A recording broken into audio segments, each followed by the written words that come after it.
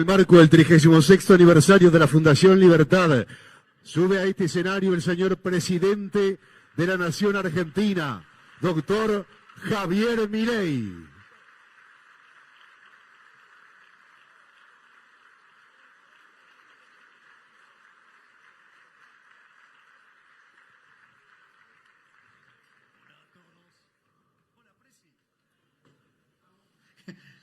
Hola a todos.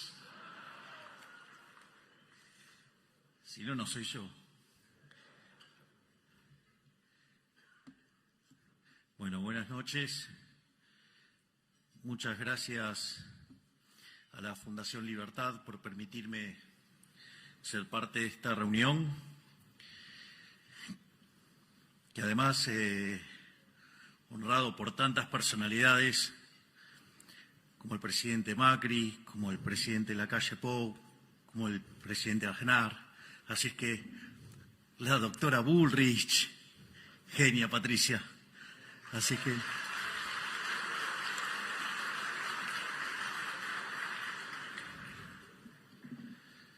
obviamente que al momento de que uno tiene que elegir una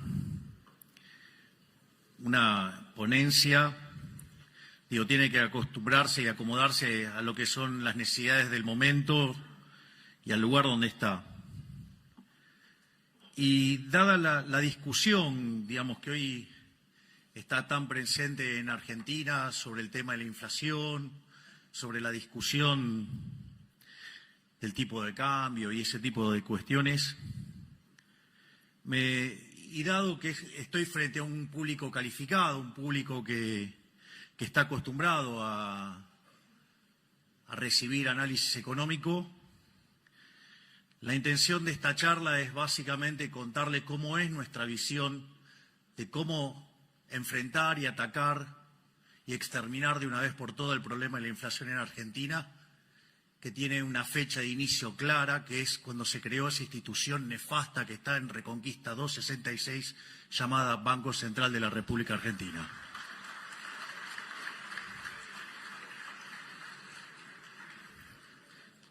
Por otra parte, por ende, la presentación se llama Dineros, Precios, Política Monetaria e Inflación.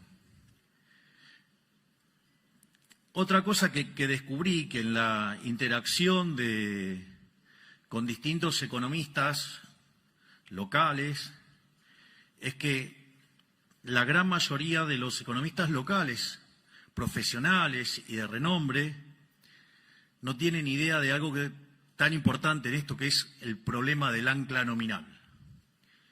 Y porque básicamente no entienden qué es el dinero. Es decir, Keynes, en ese tratado nefasto llamado Teoría General de la Ocupación, el Interés y el Dinero,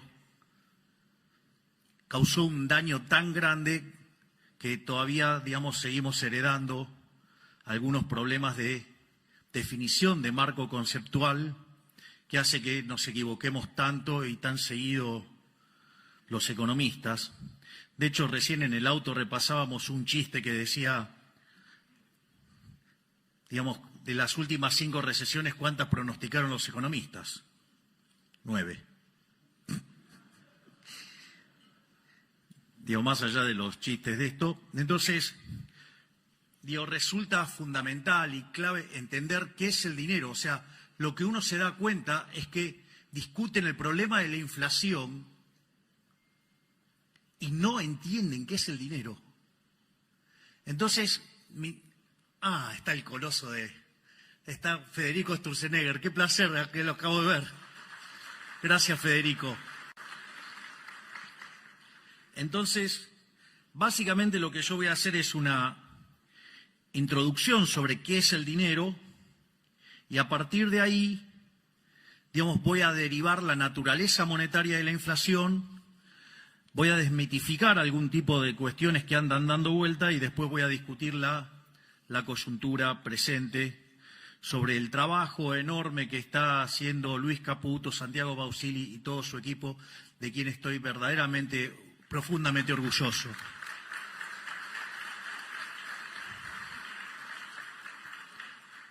Entonces, lo primero es, si no hubiera dinero, ¿cómo sería la economía? Bueno, la economía sería una economía de trueque, donde se intercambian bienes por bienes.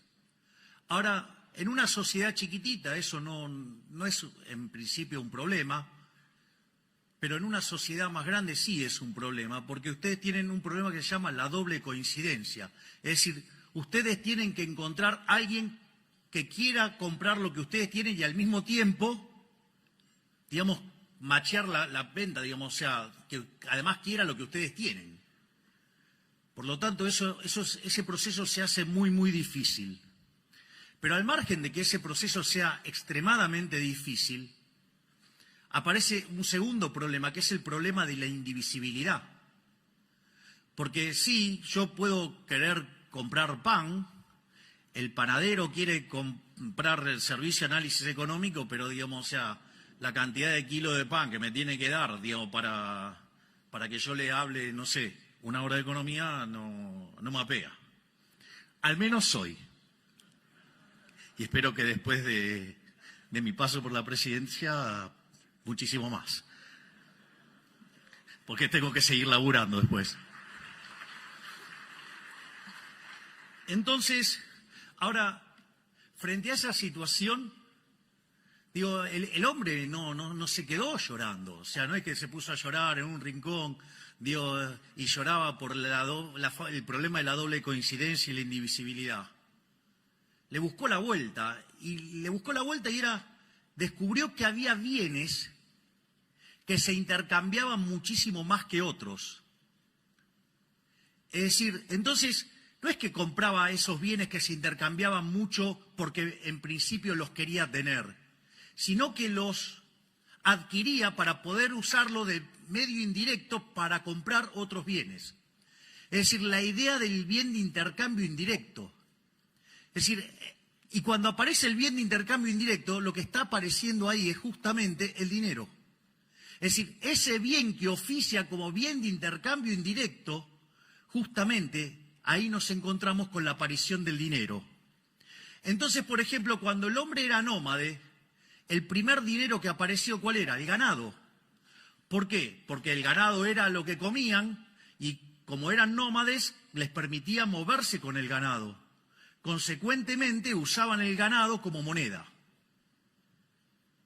Después el hombre se volvió sedentario, entonces descubrieron que había otras formas más eficientes de utilizar dinero.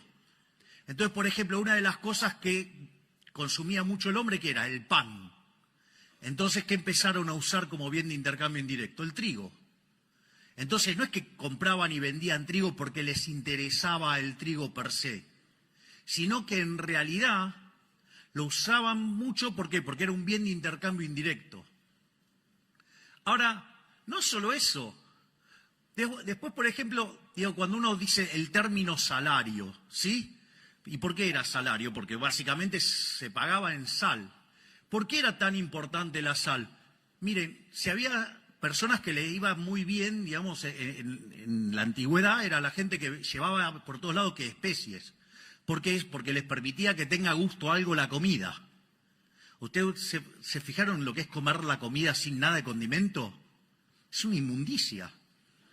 Digo, se lo digo, no sé cómo es lo gracioso, pero traten de hacerlo, es una cosa horrible. En especial, fíjense que es lo que le pasa cuando se ponen a dieta. Digo, hay algunas dietas que son un poquito más complicadas, sobre todo la de gasto público. Pero bueno.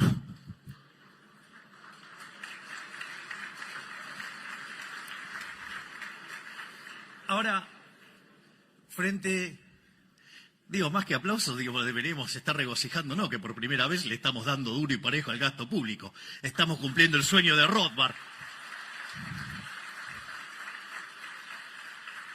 Es increíble, ¿no? Digamos, una caída real del 35% del gasto público. Vamos, muchachos, eso es sacar al Estado del medio. Es decir, la verdadera presión fiscal es el tamaño del Estado. Si le pegamos semejante recorte, vamos que les estoy devolviendo libertad a lo loco. Pero bueno. Es más, volviendo al tema de la sal, digo, ¿por qué la tradición de darle la sal a la otra persona, de ponerla y no dársela directo en la mano? porque dicen que si no sería mala suerte. ¿Y cómo era el tema del pago? Digo, venía el tipo con un saco, imagínense, entonces le pagaba con un saco de sal. Imagínense si cuando ustedes estaban manipulando la sal, se caía. Y era mala suerte, era una pérdida instantánea seguro. En ese contexto, por eso digamos que se apoyaba la sal y se pesaba, y ahí se hacía el intercambio. Ha habido otras monedas, como ser el tabaco. Es más, cuenta una historia Milton Friedman en una de sus conferencias que dice que en la Alemania, digamos, después de la Segunda Guerra, cuando viene la hiperinflación, usaban clavos, usaban coñac, y dice que es la definición de dinero líquido más líquida que había conocido. O sea, había encontrado el verdadero M1.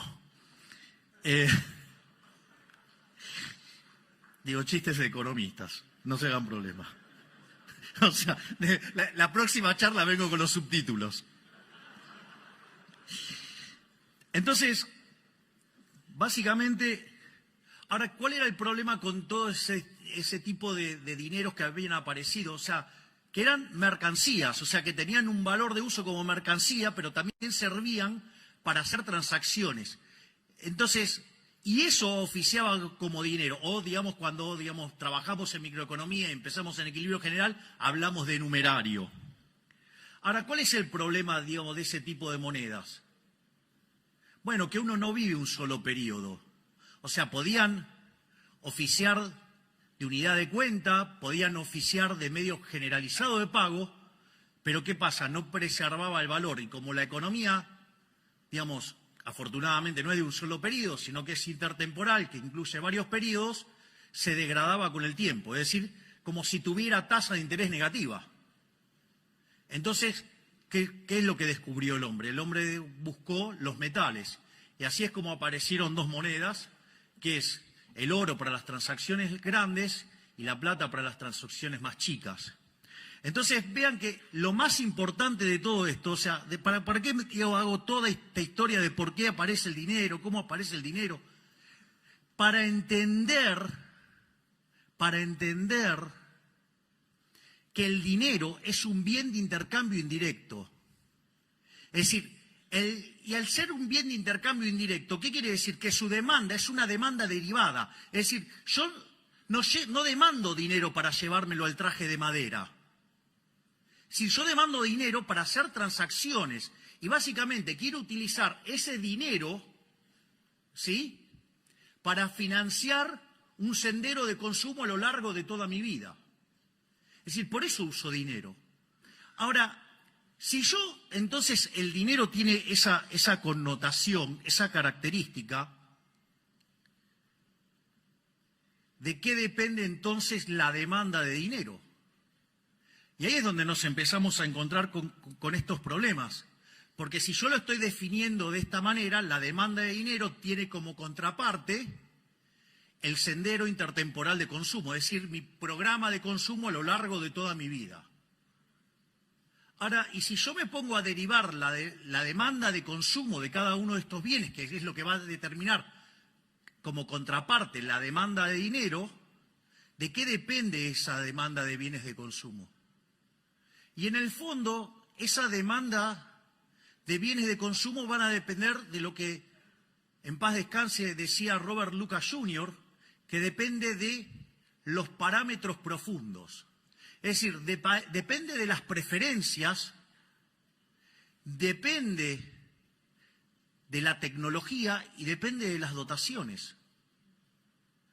Digo, por lo tanto, si las dotaciones están dadas, las preferencias están dadas y la tecnología, digamos, es un caso, digamos, sin que se haga alguna suposición sobre el progreso tecnológico, que tal, digamos, también está dado y si lo quieren asumir, digamos, lo van a poner adentro del modelo.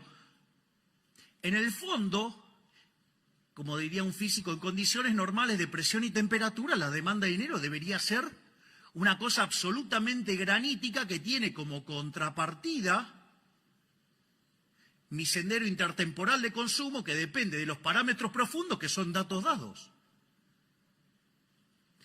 Esto es un tema demasiado interesante porque Digo, ¿qué es lo que sucede? Porque si entonces la demanda real de dinero, que es esto que acabo de decir y que sin presencia de ese ente nefasto que emite papelitos, digo, debería ser una cosa bastante dura, granítica. Y eso debería igualarse a los saldos reales. Es decir, la cantidad de dinero dividido el nivel de precios. Entonces, fíjense que ahí ustedes se encuentran con la teoría monetaria de la inflación, porque ustedes van a determinar que el nivel de precios va a venir dado por el cociente entre la oferta de dinero y la demanda de dinero. Y ahí, cuando ustedes incrementen la cantidad de dinero, lo que van a hacer es determinar el nivel de precios. Es lo que se llama el problema del ancla nominal. Es más, cuando ustedes derivan las funciones de demanda de cada uno de estos bienes, como son, digamos, homogéneas de grado cero, digamos, ustedes determinan los precios relativos. Y al determinar que el dinero es el numerario, lo que hace el Banco Central es que queden todos los precios determinados en dinero, es decir, determina la escala nominal de la economía. Es decir, el famoso ancla nominal, es decir, la forma en la cual yo estoy anclando el nivel de precios es fijando la cantidad de dinero. Entonces, si desde que asumimos en diciembre la base monetaria está constante, pese a que compramos 15.000 millones de dólares, pese a que se nos dispararon los puts, pese a que tuvimos que pagar los pasivos remunerados, la contracción por Bopreal y la contracción por superávit fiscal ha sido tal que compensó todo eso y dejó la base monetaria constante. Por eso está bajando la inflación.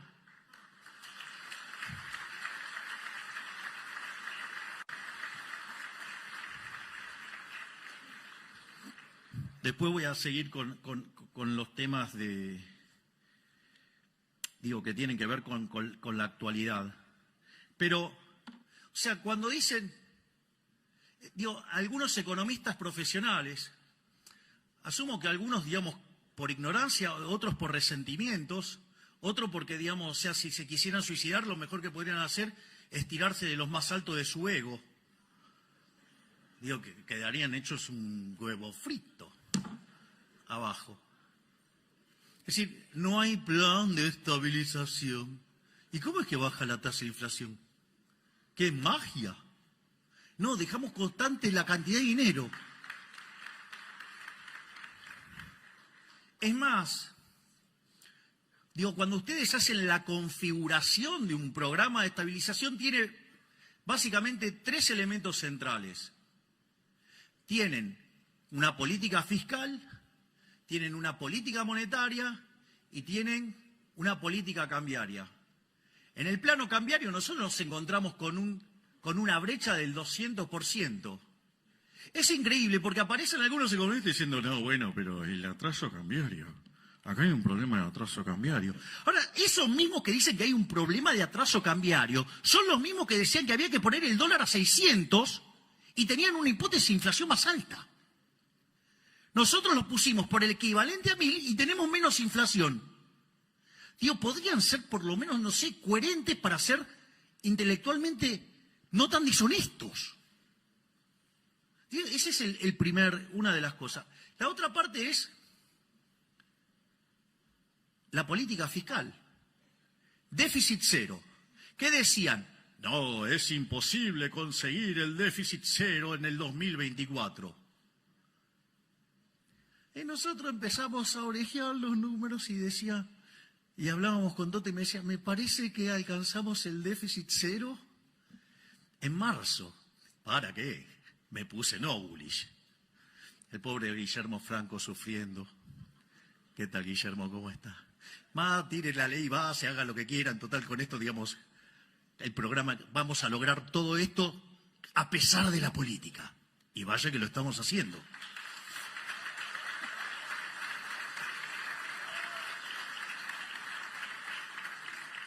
¿Y con qué nos encontramos?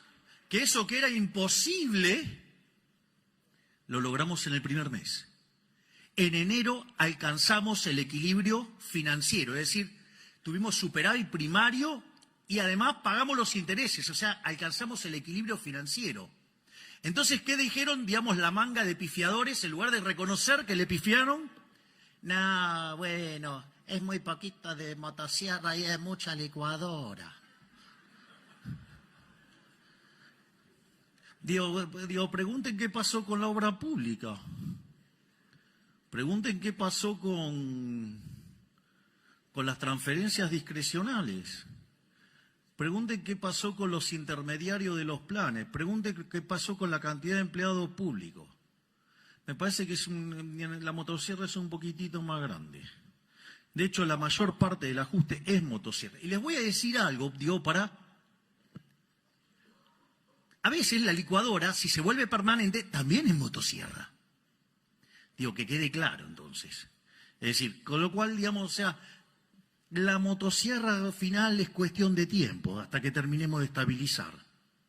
Es más, y aquellos que dicen, no, bueno, pero ustedes no son liberales, subieron los impuestos. Ah, ¿subimos los impuestos? Yo suelo utilizar un ejemplo muy interesante para entender el robo que es la política monetaria, que es el caso de una economía que hace transacciones en oro, ¿no? Entonces, supongamos que tenemos una economía que hace transacciones en monedas de oro y aparecen ahora por acá un par de amigos míos, aparece un físico y aparece un químico y me traen la fórmula para convertir el plástico en oro. Entonces, ¿qué empezamos a hacer? Empezamos a comprar plástico. Entonces, ¿qué empezamos a hacer? Empezamos a falsificar oro. La pregunta es, si yo ese oro lo tuviera guardado en mi casa, o tengo un problema de autoestima y entonces quiero alardear que tengo toda una casa de oro y no es de oro, digamos, de todo oro falso, entonces agarro y hago todo eso. Hasta ahí no hay ningún problema, porque yo ahí no estoy cometiendo ninguna estafa, hasta ahí no hay nada. O sea, lo único que estoy haciendo es falsificando. ¿El problema cuándo aparece? El problema aparece cuando ese oro falso yo lo meto adentro de la economía como si fuera bueno. Y cuando hago eso, ¿cuál es el problema? Estoy aumentando la oferta de oro. Y al aumentar la oferta de oro, el poder adquisitivo del oro cae. Es decir, que todos los precios expresados en unidades de oro suben. Eso se llama ¿cómo? Inflación. Es decir, donde la verdadera estafa no es la inflación, la verdadera estafa es el señoriaje. Es decir, es la emisión monetaria la verdadera estafa. Porque yo les hago una pregunta. Si ustedes tuvieran una economía en crecimiento y el Banco Central emite acorde al crecimiento de la demanda de dinero como consecuencia del crecimiento de la economía, suponiendo que el consumo fuera una fracción constante del ingreso. Así queda todo perfecto en términos de la estructura que usé. Entonces, ¿qué es lo que sucede? La inflación es cero. ¿No hay estafa ahí? Sí que hay estafa. Sí que hay estafa. Entonces claro, cuando quieren hacer la cuenta del impuesto inflacionario no le da. Porque cuando calculan la tasa, le da la tasa de inflación dividido 1 más la tasa de inflación. Entonces, como es cero, entonces no le da. Y en realidad sí hay estafa. ¿Por qué hay estafa? Porque si no hubieran emitido, hubiera deflación. Es decir, la deflación es algo sano. Es decir, la deflación, de hecho, para los clásicos que se dedicaban a mirar todo el día qué estaba pasando en la economía y después escribían, para ellos no eran un problema. Por eso recomiendo enfáticamente un libro maravilloso de Philippe Bagus que se llama Defendiendo la deflación. Lo que pasa es que cuando hay deflación, o sea, hay algunos que ganan y hay otros que pierden. Bueno, si, tienen más exposición los que pierden, y bueno, claro, entonces, la deflación es mala. Pero no es mala, porque deriva, de hecho, del propio crecimiento económico y implica devolverle recursos a la gente. Ahora, entonces, esto quiere decir que la verdadera estafa es la emisión monetaria. Esto es muy interesante porque el gobierno delincuente que nos precedió, en los 4 años de gobierno emitieron 28 puntos del PBI, manga de chorros.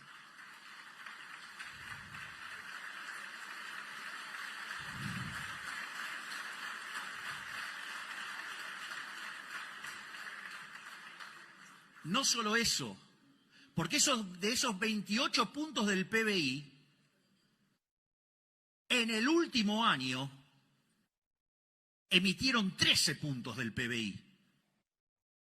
Y si ustedes consideran, entre, digamos, la emisión directa y la emisión indirecta, y si ustedes consideran que la base monetaria, no la amplia, sino la base monetaria básica, es 2,6% del PBI, nos dejaron implícito solamente en eso una multiplicación del nivel de precios por 5 veces.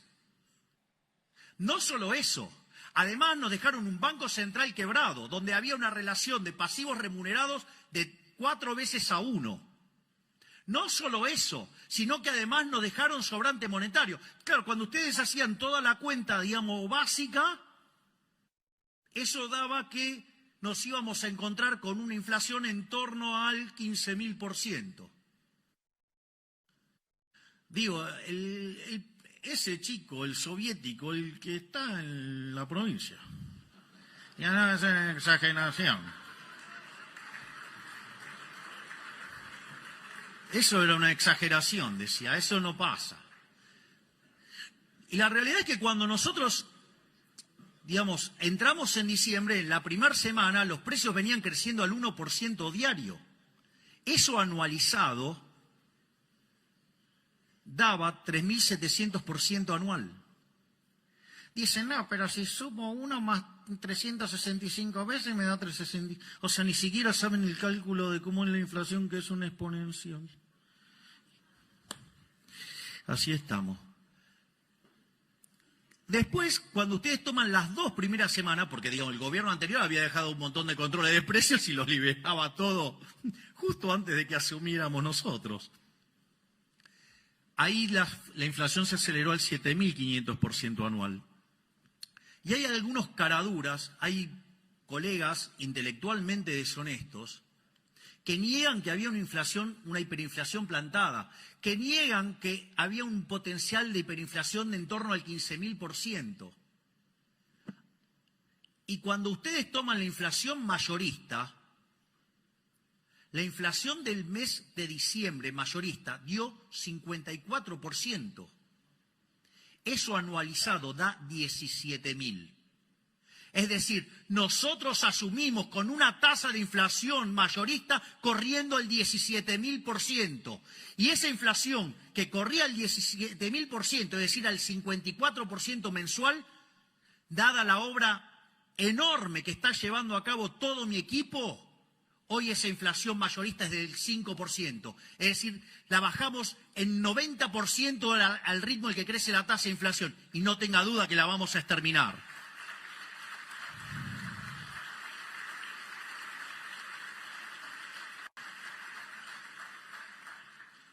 Entonces, tenía toda una parte donde me peleaba con Keynes, pero la voy a omitir.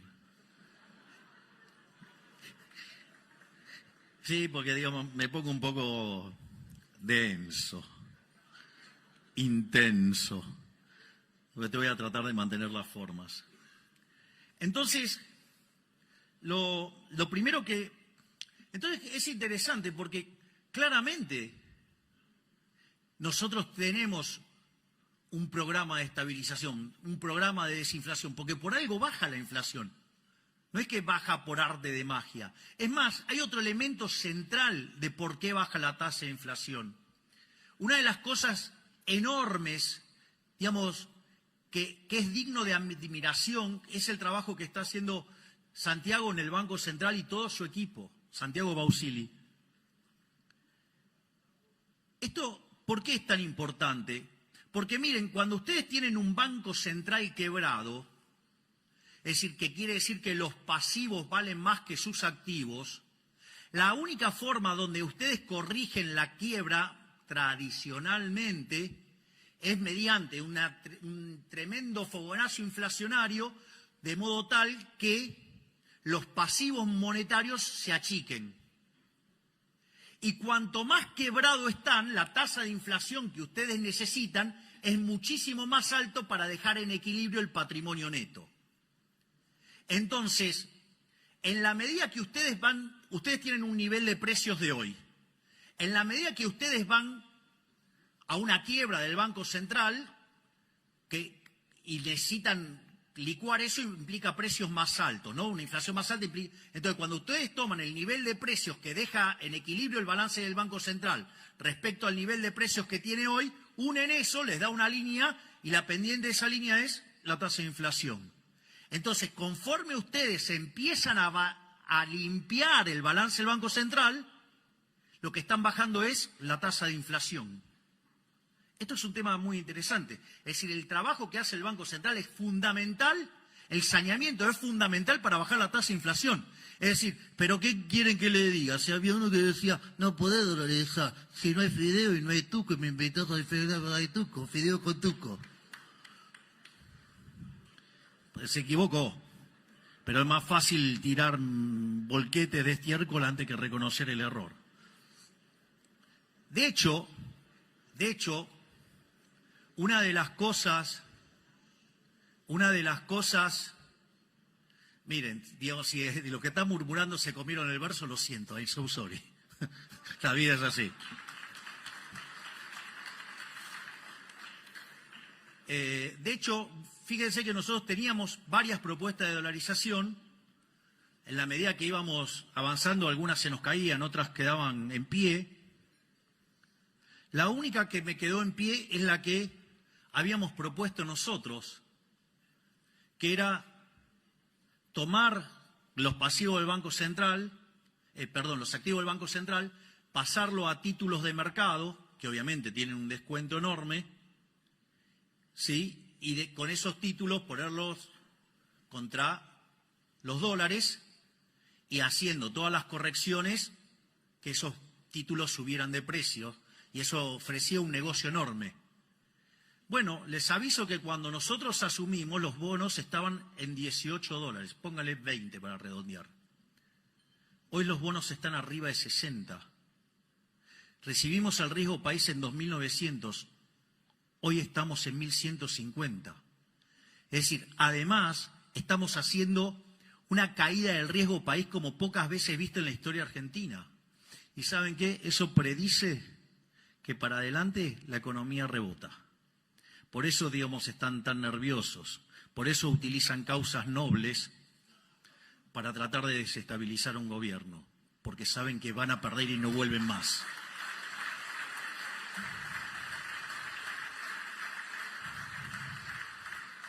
Por lo tanto, fíjense que cuando nosotros recibimos ese déficit monumental de 15 puntos del PBI, 5 en el Tesoro y 10 en el Banco Central, hoy, entre el ajuste que hicimos en el Tesoro y el ajuste que lleva hecho el Banco Central, de 15 puntos lo bajamos a 13.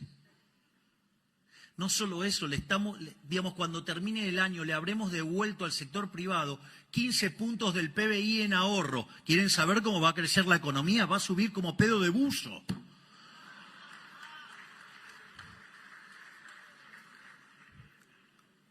Pero no hay ancla nominal, menos mal.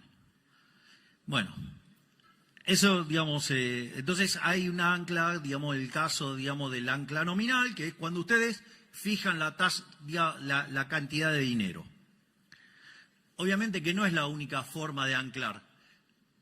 Hay cosas que verdaderamente a mí me parecen divertidas, ¿no? Porque vienen economistas y dicen, no, bueno, porque no hay un plan integral, porque debería definir la matriz productiva de los próximos, digamos, no sé, 5 años. ¿Qué quieren? ¿Un plan quinquenal? No soy Leontiev, no soy un comunista, soy liberal libertario. Creo en la libertad. Creo que eso lo tienen que determinar los empresarios, no un burócrata, digamos, fatalmente arrogante desde una oficina.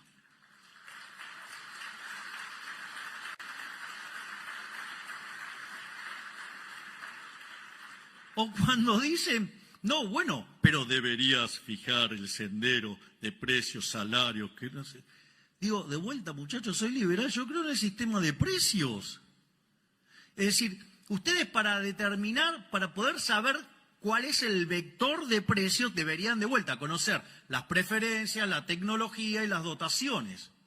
Pero si ustedes además lo quieren hacer intertemporal, lo tienen que hacer desde hoy hasta el fin de la historia, ¿sí? Y además, con lo cual tienen que saber cómo se va a mover la población, cómo va a moverse, digamos, las preferencias, cómo van, digamos, a moverse la tecnología. Es más, cosas que ustedes antes creían que no estaban en las dotaciones pasan a ser dotaciones. O miren si, digamos, o sea, vamos, conquistamos Marte y nos traemos recursos de Marte, qué sé yo, digo, son un montón de cuestiones, digo, que... Entonces, digo, para poder acertar todo eso uno tendría que ser omnisciente, omnipresente y omnipotente. Es decir, deberían ser Dios. Digo, mire, por mucho que le pesen a los políticos, ¿saben qué? No son Dios. Les diría que son peores que el ser humano promedio. Porque miren, cuando yo entré en política, digamos, y después de un tiempo me preguntó un periodista, así de manera media agresiva, me dijo, bueno, pero usted, digamos, que entró en política y se vive quejando de los políticos, ¿y qué piensa ahora? Entonces le dije, que me equivoqué. Me dijo, vio que al final, que no eran tan buenos. No, me equivoqué para mal, son mucho peor de lo que imaginaba. Entonces, digamos, o sea, por eso el sistema de la libertad funciona mucho mejor, porque, digamos, o sea, estas, digamos, decir que son monos con navaja es insultar a los monos.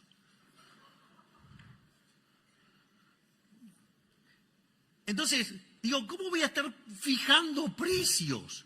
No, tiene que fijar el sendero de los precios. ¿Cómo? Digo, están locos. O sea, soy liberal. O sea, digo, me da urticaria hacer eso. Entonces, no solo eso, ni que hablar. Me imagino que podrían ponerse a buscar los informes que reciben de muchos economistas profesionales que decían que había que poner la tasa de interés real positiva. Hoy la pelota de los pasivos remunerados hubiéramos emitido en los últimos 3 meses 4 bases monetarias. El problema es cuando explota la pelota, lo habrá padecido Federico con las LEVAX, después con las LELIX, y ahora serían los pasivos remunerados. Que dicho sea de paso, el gobierno anterior fue tan amigable que nos dejó todos los pasivos remunerados a un día. Como verán, estaba fácil, ¿eh? Digo, es tan fácil desde la tribuna. El otro día hablaba con el profesor de Pablo y le reconocí un error mío, digo, de tiempo atrás. Y el error era, digamos, yo había entrado en mi sendero rothbardiano, entonces estaba intenso. Y cada vez que hablábamos de política económica, digo, yo como que me enojaba porque lo veía como muy condescendiente, digamos, o sea, el profe de Pablo entrevistó a todos los ministros de Economía y presidentes del Banco Central desde la mitad del siglo XX en adelante. Entonces, eso a mí me generaba una situación muy, muy particular. De hecho, de almorzar entre 3 y 4 veces por mes, pasamos a hacer algo más distanciado, digamos, para preservar la amistad, a pesar de que habíamos visto mundiales juntos, que habíamos pasado fiestas juntos. Y el profe de Pablo, con su sabiduría, seguro que dijo, andá, aprendé y volvé. Y el otro día, digo, yo le reconocí, digo, mi error, porque una de las cosas que yo siempre traté de hacer como analista era tratar de incorporar las restricciones. Bueno, ahora descubrí que son más. O sea, es un poquitito más difícil.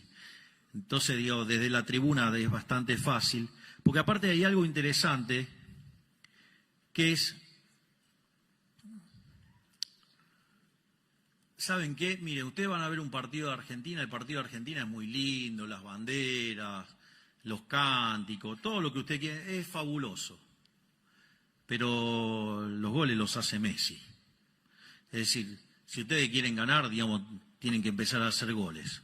O sea, y la verdad que yo con mi equipo, digo, me siento que tengo a varios Messi adentro del equipo, siento que Toto es Messi, siento que Patricia es Messi, siento que Sandra es Messi, siento que Diana es Messi, siento que cada uno, pienso que Guillermo es Messi, que todos ellos son un Messi en su puesto, por decirlo de alguna manera. La verdad que estoy muy feliz con el excelente equipo que formamos.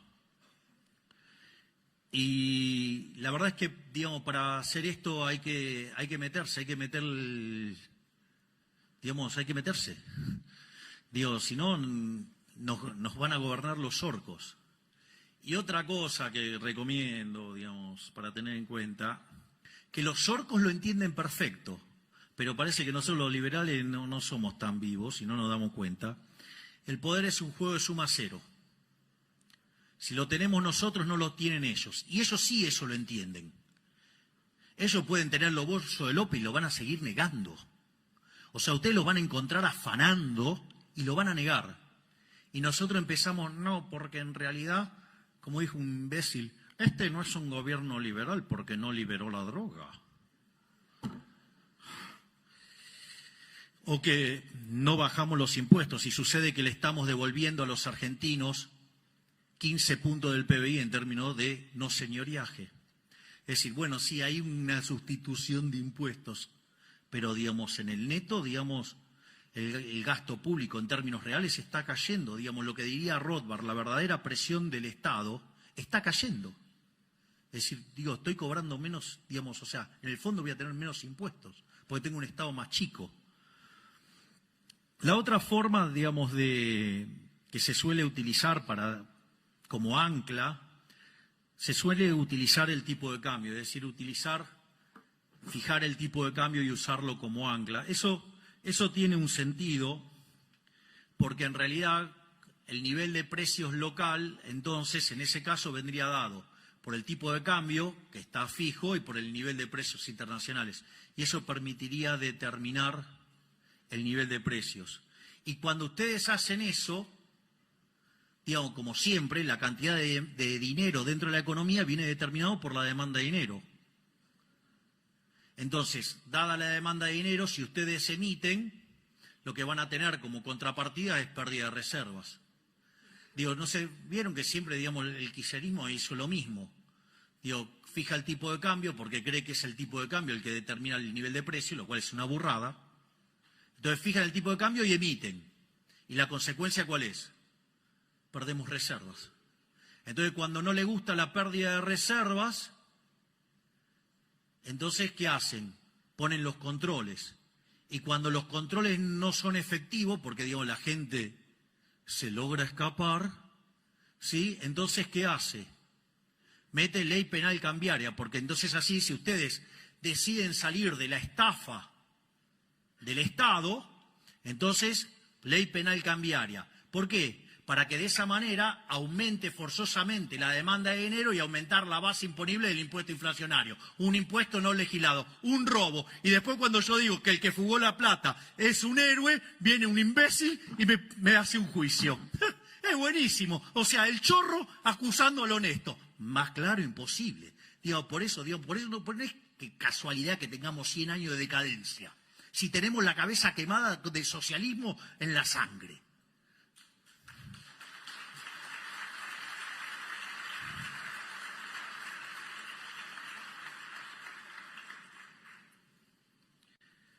Obviamente que la otra forma de tener un ancla nominal es utilizando lo que se llama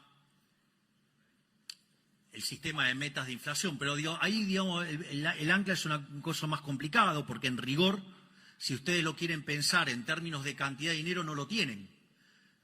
¿Por qué? ¿Cuál es el problema? Porque si estoy fijando la tasa de interés, entonces no fijo la cantidad de dinero, y si no fijo la cantidad de dinero, no puedo fijar el nivel de precio. Entonces tengo lo que se llama un problema del ancla nominal.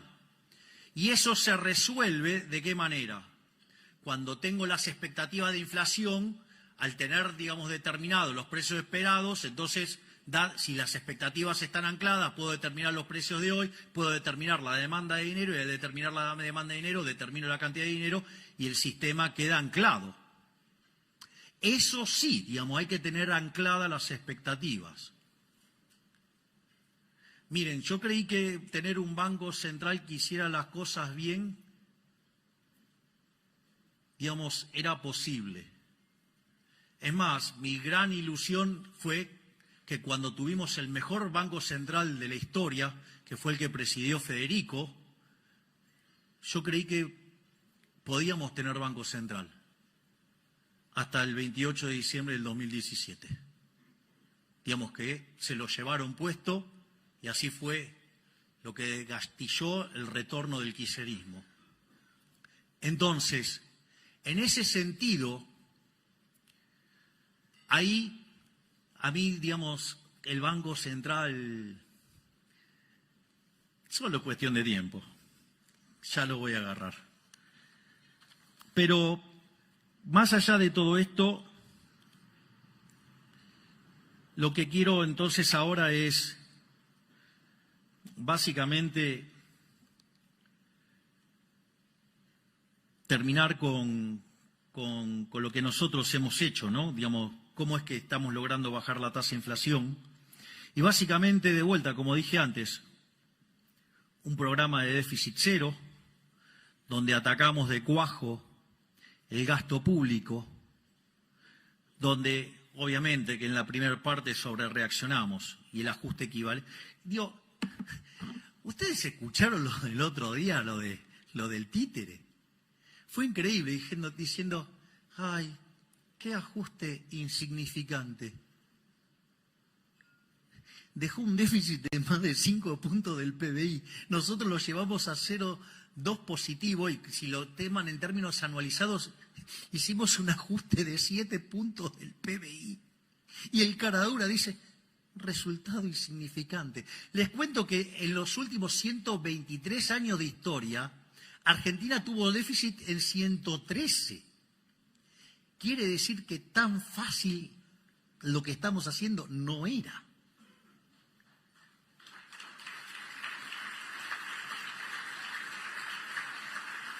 Sigan para mi ego y para que pueda tomar agua.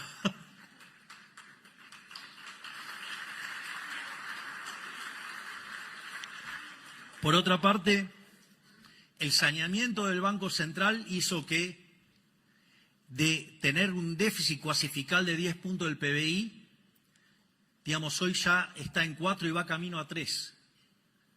Es decir, cuando vengan las próximas tasas de inflación y volvamos a bajar la tasa, otro punto más le vamos a echar.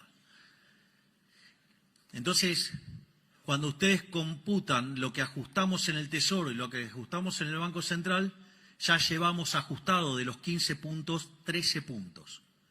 No existe registro histórico en la historia de la humanidad de un ajuste de semejante calibre en 3 meses. Pero no solo eso, sino si ustedes se fijan, tanto los analistas como el Fondo Monetario Internacional, cuando nosotros llegamos, estaba esperando una inflación del 250%, digo, para Argentina, en un caso optimista. Bueno, hoy el fondo espera que Argentina, la inflación de este año cierre en 150%. Para que cierre en 150%, de acá a fin de año la inflación promedio tiene que ser del 5,5%. Es decir, que hacia fin de año está claro que la tasa de inflación, dado donde arrancamos, va a estar bastante por debajo del 5%. Es decir, lo estamos logrando, estamos terminando con la inflación.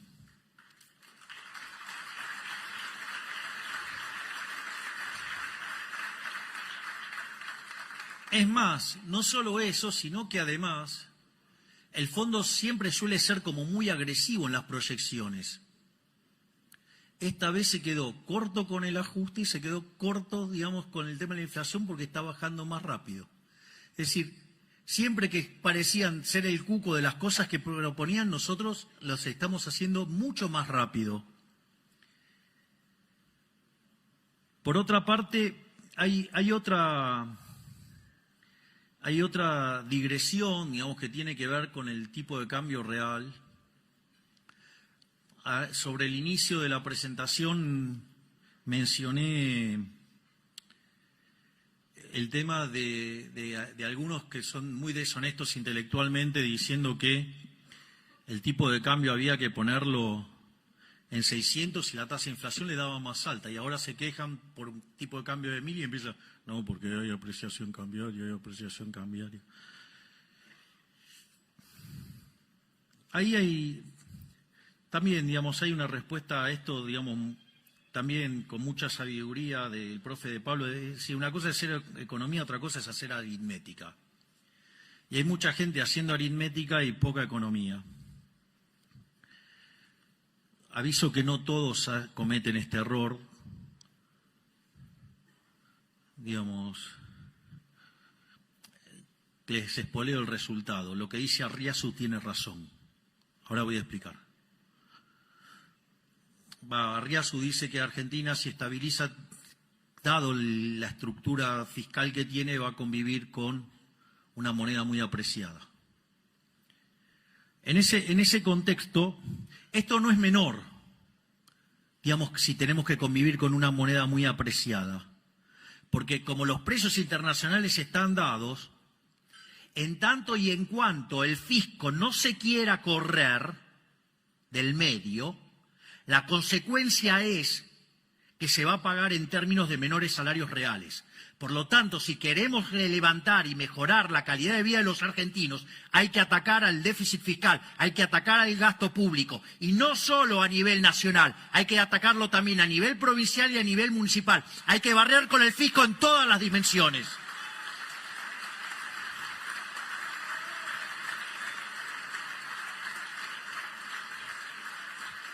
Esto es, la fuente de nuestro empobrecimiento, la fuente de que la gente no le alcance la guita, la fuente de que haya tantos pobres, tantos indigentes y que haya un montón de argentinos cagándose de hambre, es culpa de los malditos políticos que no quieran bajar el gasto público.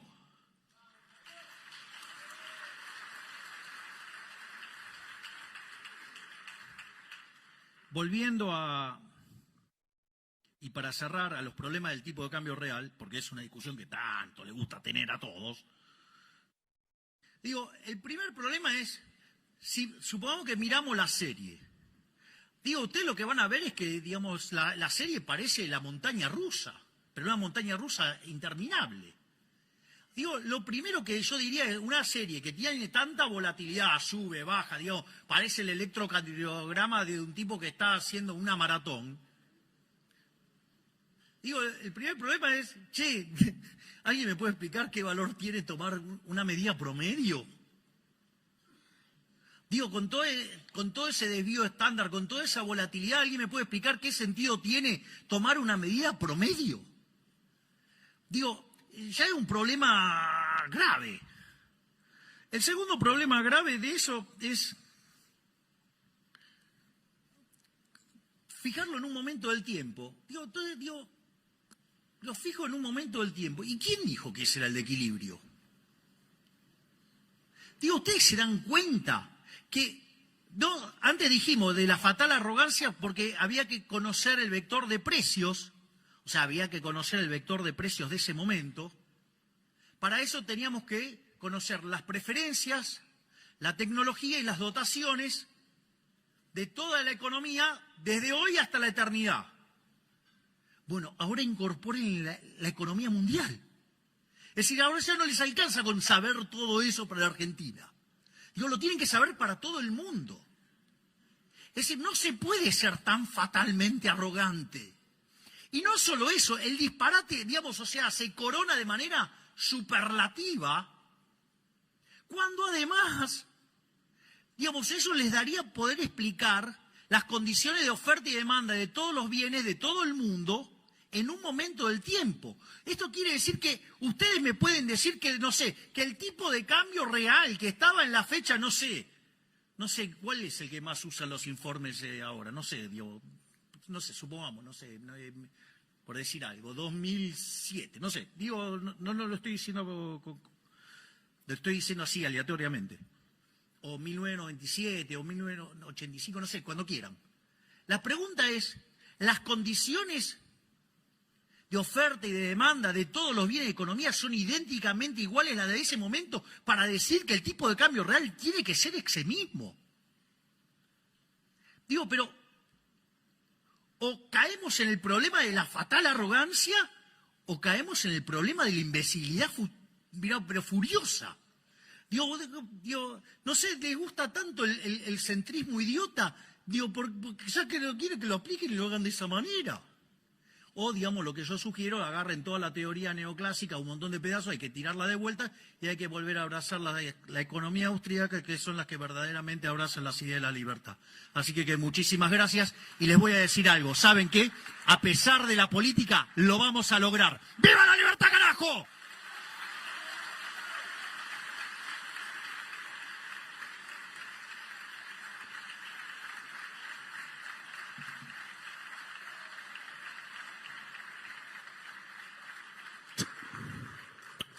Han sido las palabras del señor presidente de la Nación Argentina, el doctor Javier Milei.